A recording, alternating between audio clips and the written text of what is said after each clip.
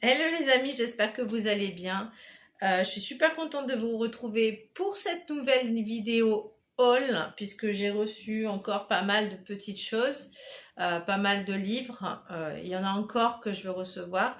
Je travaille mes articulations parce qu'en ce moment j'ai un peu mal, donc si vous me voyez faire comme ça, c'est normal avec une petite... Ah, ouais, on va la mettre comme ça. Je suis pas du tout dans un syndicat ou quoi que ce soit, hein, mais voilà, j'en ai besoin. J'aimerais vous faire également une vidéo sur tous les livres que j'ai à vendre et qui est sur Vinted, mais surtout que je vais vendre en brocante. Parce que je me dis, si tant est que ça vous intéresse, je pourrais vous mettre le lien de mon Vinted et voilà. Sinon, voilà, tous les livres vont partir en brocante. Bien, on va commencer tout de suite parce qu'il y a pas mal de choses. Sur Vinted, j'ai acheté The Do Cover. Bon, je sais pas, mais il est trop beau. J'adore, vous savez, vous connaissez maintenant mon amour pour les livres souples.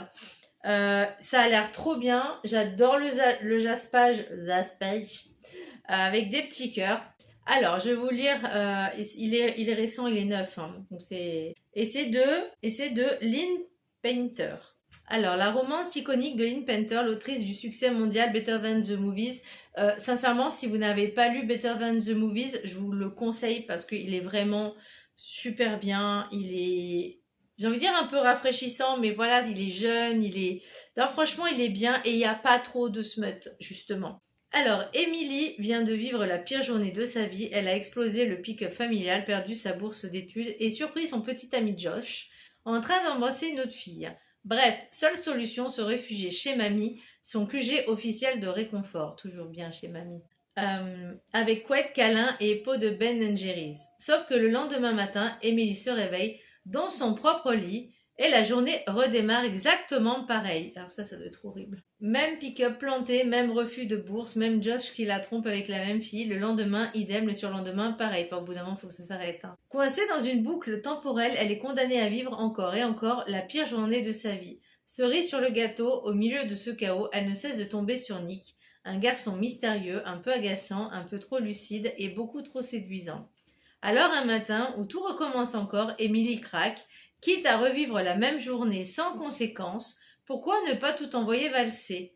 Dire ce qu'elle pense, faire ce qu'elle veut, rembarrer ce qui lui gâche la vie et tester enfin qui elle est vraiment sans filtre. Mais quand cette fois elle se réveille et si tout n'était pas effacé. Ça a l'air sympa, j'adore. En librairie, j'ai acheté 2 livres. En tout cas, dans la librairie là où je suis allée ce matin. Donc, nous sommes samedi 6 juin. Je me suis acheté Porcelaine sous les ruines de Ada Vivalda. J'en ai entendu du bien. Ça a l'air sympa. Alors, je connais pas trop le résumé, mais de ce que j'ai pu voir sur, je crois que c'est sur Instagram, hein, il me semble, ou peut-être pas forcément Instagram, mais peut-être aussi YouTube. On en a parlé et du coup, il me faisait bien envie, il m'a bien tenté. Alors, je vais vous lire le résumé. Parce qu'elle a accordé trop de vœux aux humains, Alba a été bannie sur Terre par les génies. Après une longue errance à travers les siècles, elle a enfin trouvé un refuge et une famille sur l'archipel paisible d'Hibernia. Les habitants de ce qui fut jadis l'Irlande voient désormais en elle Lady Whitmore, la dame aux yeux sombres, gardienne de ces derniers morceaux de terre verdoyante que la mer grignote chaque jour un peu plus. Mais l'abondance qui règne sur Hibernia commence à susciter la convoitise de Cymru, l'archipel voisin, puissant et surpeuplé. Le conseil de Cymru envoie alors chez Lady Whitmore, un émissaire aussi détestable que séduisant, l'Ethan Alcor. Tout juste élu conseiller, l'Ethan a une mission cruciale, percer le secret de la richesse d'Hibernia, et pour y parvenir, il est prêt à user de ses stratagèmes les plus redoutables contre Alba et ses proches. La cohabitation risque d'être orageuse. J'adore les motifs, c'est trop beau. Ah, puis j'adore aussi le livre. Il est vraiment sympa. Il est vraiment sympa. Donc, je pense que je vais apprécier. Une tasse de thé, un monde de pluie, aucun secret n'est à l'abri entre deux âmes ennemies. Ah, J'adore. Ouais, lui, je pense que je vais passer un bon moment. Bon, pour moi, c'est clairement un truc d'hiver. Hein. Et je me suis également acheté, et ça c'est pareil, c'est un livre récent, il a 2-3 mois je crois, de Elka Imani, Nous malgré tout. Et je trouve, et pareil, hein, couverture souple, hein, voilà.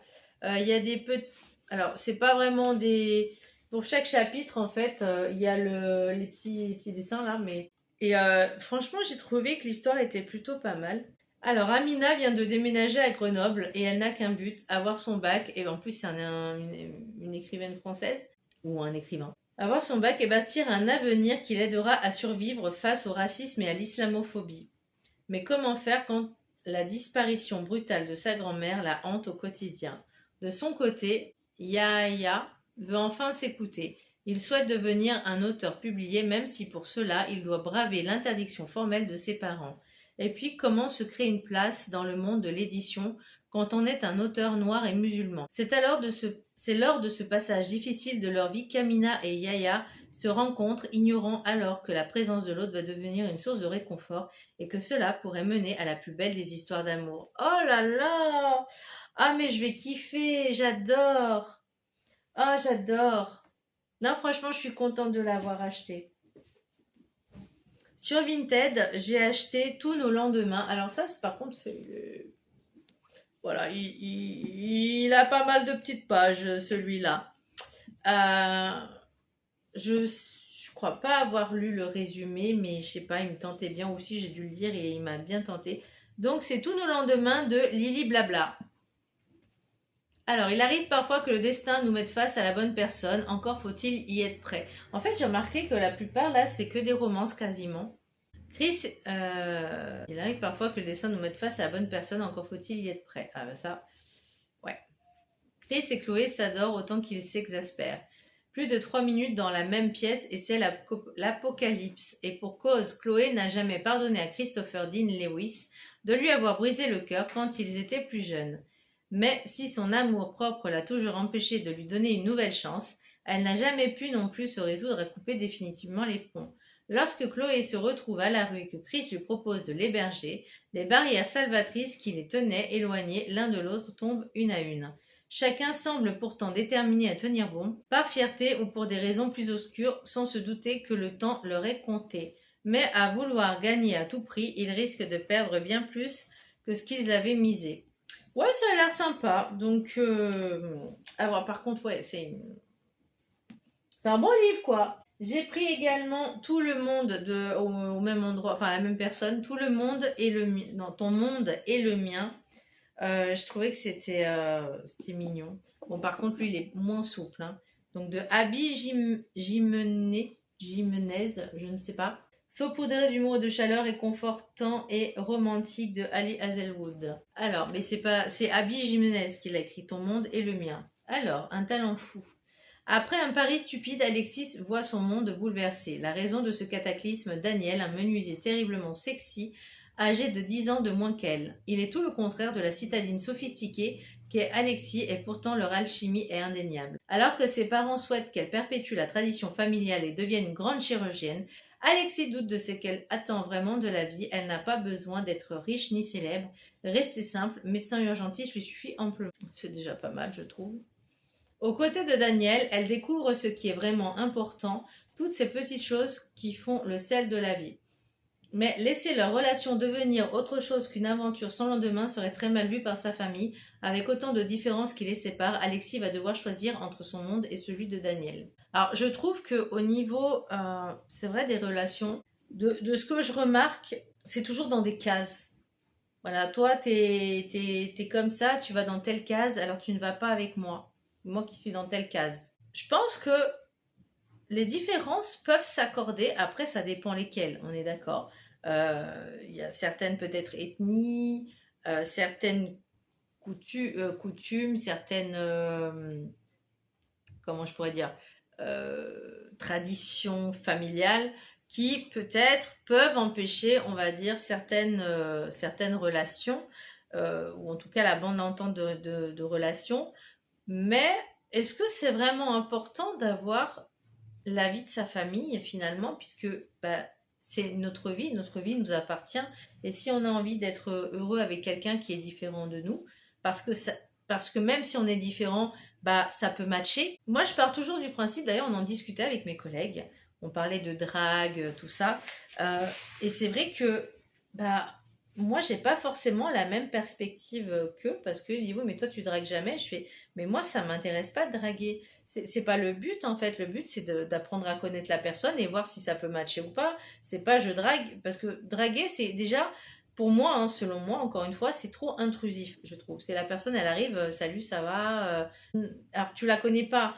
Et moi, c'est vrai que depuis enfin depuis, je vais pas dire depuis toujours, mais j'ai toujours eu en fait que si j'avais envie d'être avec quelqu'un, bah, je devais me rapprocher de cette personne et discuter avec elle et apprendre à se connaître en fait. Donc, et moi, je suis toujours bah, peut-être de l'ancienne école. Alors, il disait, oui, mais toi, tu veux qu'on te courtise? Bah, un minimum, oui, enfin, c'est normal. Oui, même si c'est de l'ancien temps, mais je veux dire, on prend le temps de connaître les personnes, on prend le temps d'apprécier la compagnie. C'est pas on drague et on va draguer 50 milliards de personnes pour voir qui va pêcher, qui va encore. Enfin, moi, je sais pas, j'aime pas ce genre de comportement. J'aime pas ce genre ouais, de comportement. Moi, ça me convient pas. Alors, peut-être parce que je suis une vieille âme et que justement, bah, nous, on est différents. Et Dieu merci, je suis pas la seule à être vieille âme, encore une fois. Bon, c'est vrai que c'est pas commun, c'est pas courant, il y en a pas beaucoup, mais moi c'est comme ça, il faut que ça se passe. Alors après, par contre, si la personne elle me ment, mais là c'est terminé. Enfin là non. Moi je vais même vous dire la différence entre moi une fois il y a quelqu'un qui m'a dit, je vais pas dire, enfin, je veux dire c'est ma tante qui m'a dit, j'espère que celui-là tu vas le garder. Moi je dis non, j'espère que celui-là va me respecter parce que c'est pas la même nuance, c'est pas la même chose. Et elle a rien dit parce que pour elle il y a des cases. Voilà. Et moi, j'ai pas envie de faire partie de ces cases-là. Moi, j'ai envie de faire partie de ce que moi j'ai envie, en fait, et je me mets pas dans des cases. Bref, c'était une petite aparté. Ensuite, toujours sur Vinted, j'ai pris Un été à New York. J'avais trop envie de le lire. Lui aussi, c'est un bon petit pavé, quoi. Voilà, c'est sympa. Ouais, il y a un peu plus de 400 pages, mais bon, c'est pas grave. Peut-être que je le lirai l'année prochaine, parce que là, quand je vois ma palle à lire, mais et le pire, c'est que ma palle, elle est sur une table basse. Donc, il y a 24 livres, 24 ou 25 livres imaginés sur une table basse.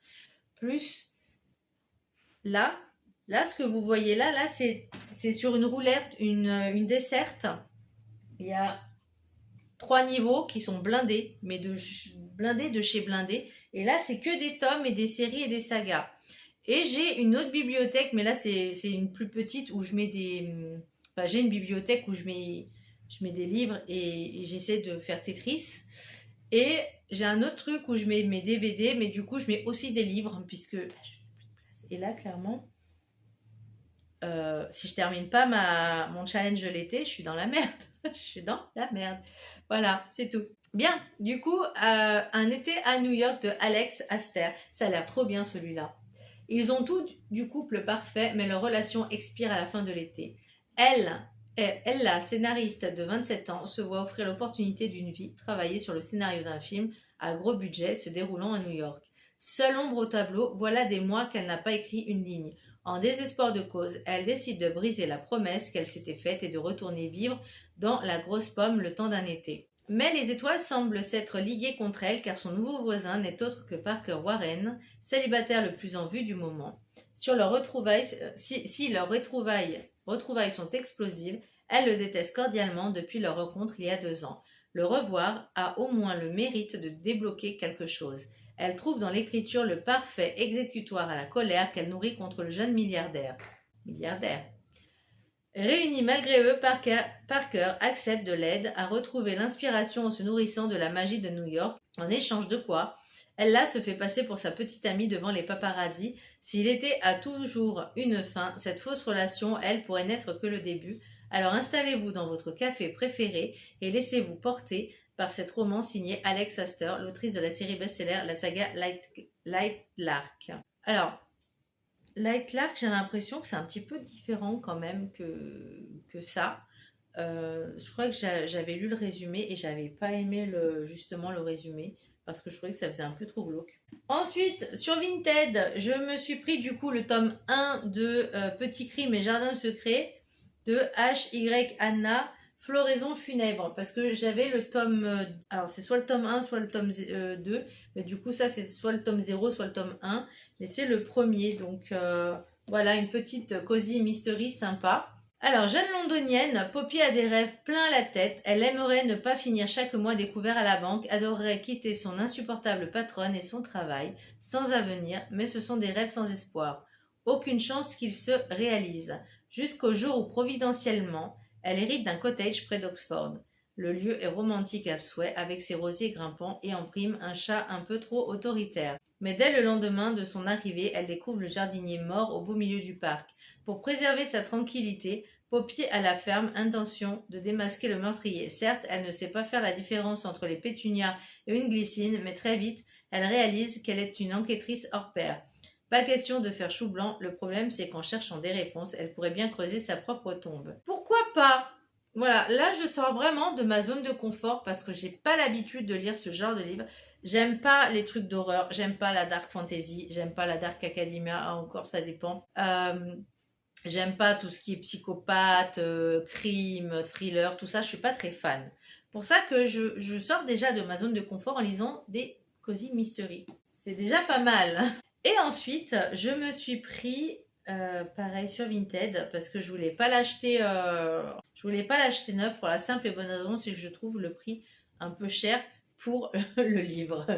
Voilà, le livre il est très fin, hein, voilà. Il a il a même pas il a même pas 250 pages. Voilà, il a 235 pages. 20 balles pour 235 pages, non. Voilà. Donc c'est de Raphaël Giordano, je crois que c'est le dernier, Les miroirs sourient à ceux qui s'aiment. Voilà.